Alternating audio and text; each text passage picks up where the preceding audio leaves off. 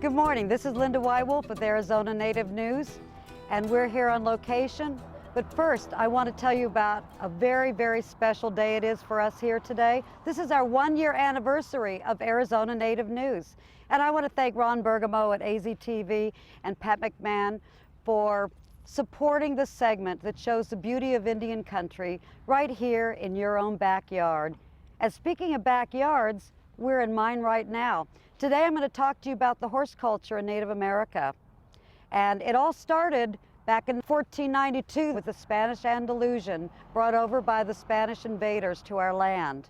Horses just like this. This is my boy Jerez, who's from Andalusia, Spain. And this is El Pistolero, another Spanish horse. In fact, both these horses' bloodlines do date back to the 1400s. The horse culture here has changed many ways in the last 500 years, and we're going to talk about that. You know, back in 1492, though, these horses were a lot smaller, as were the people that came here.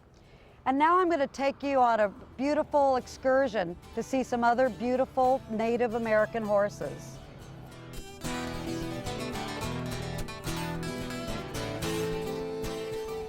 I'd like to introduce you to a very, very special horse.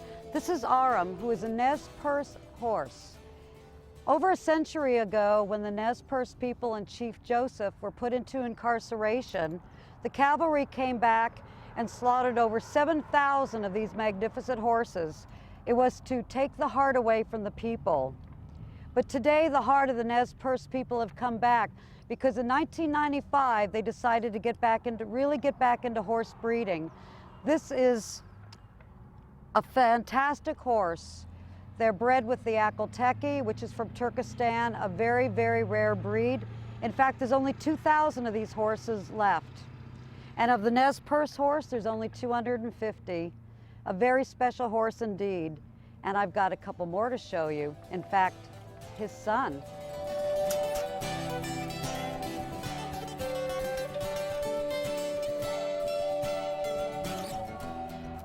I'd like to introduce you to Rocky and Gemma.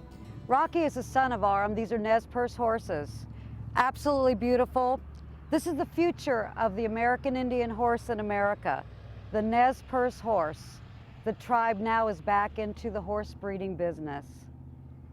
Now I'm going to introduce you to a very special guest I have from Gila River today, and his very, very special equine friend.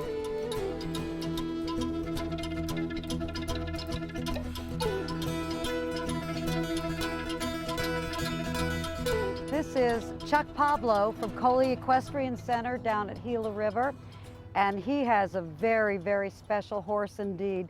Welcome here to Warriors Pride Ranch. Well, thank you.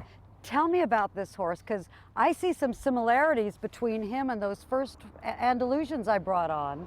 Yeah, he's one of the wild horses from the Gila River. He's about 6 years old. I got him when he was 2.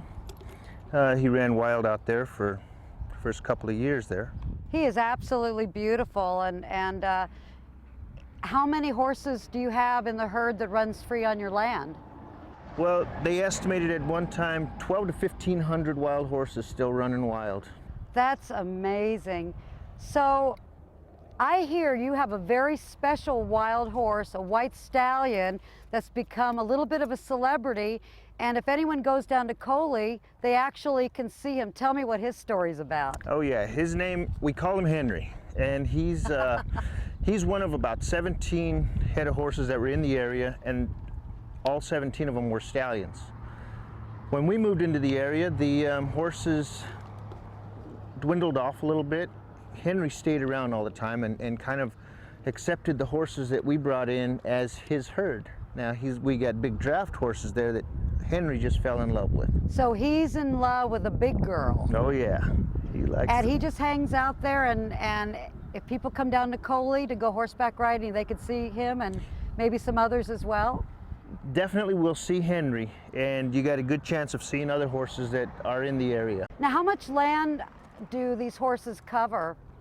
The Gila River covers 372,000 acres. Oh, wow. Well, all I can say is I'm definitely coming down there to ride down there at Koli. Go take a horseback ride. Then if you're sore, you can go to their spa down at Wild Horse Pass, have a great dinner, and then if you're just plumb too beat, you can stay in their hotel. This is Linda Whitewolf, Arizona Native News, and coming up next, you can see what there is to do in your own backyard.